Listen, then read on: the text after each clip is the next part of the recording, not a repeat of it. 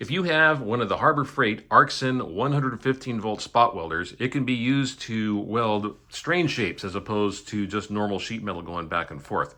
If you ever wanted to put together something like this, a cylinder of types, you can't do it with its opposing electrodes. You need to have something with a little bit of a throat on it. So this modification allows you to easily spot weld, again, thin sheet metal like this.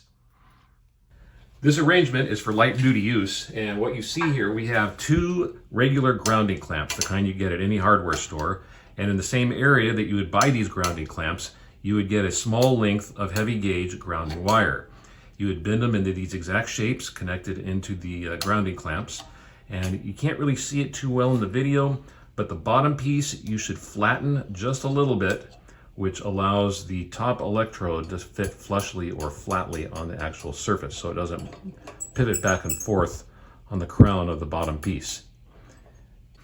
Also, for this type of arrangement, you do not want to go more than probably about 1 3/4 inches, maybe 2 inches at the absolute most in length on your bottom piece.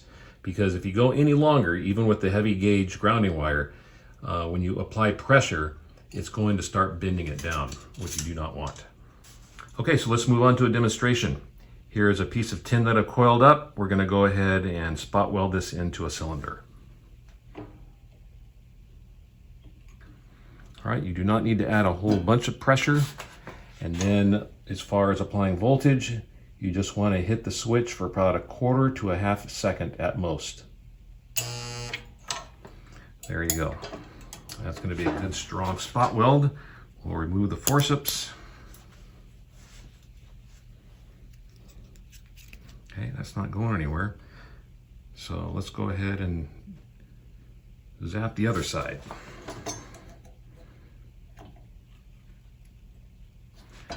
And again, 1/4 to 1/2 second. And if you want to do one more in the middle for a good measure. Oops, I missed it. See, that's what happens when you're older, you're not using your glasses. Here we go. There we are. And we'll go in the middle.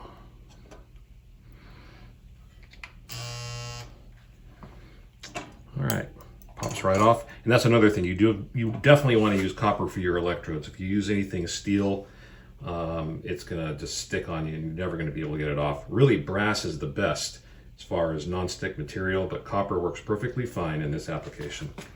So it's kind of hot, but there you go. Had good penetration, and that is not gonna come apart.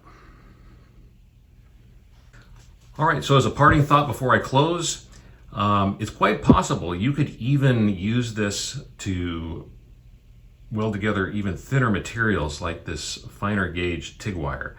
And I do know some people that are interested in using a spot welder like this for this particular purpose. However, it will not work in its current configuration.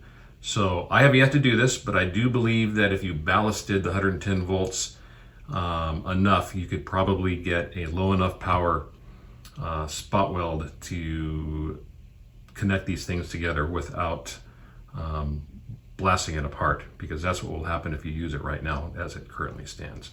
All right, so if you liked this video and found it helpful or interesting, please consider subscribing. We've got a lot of videos like this on the way. See you guys later.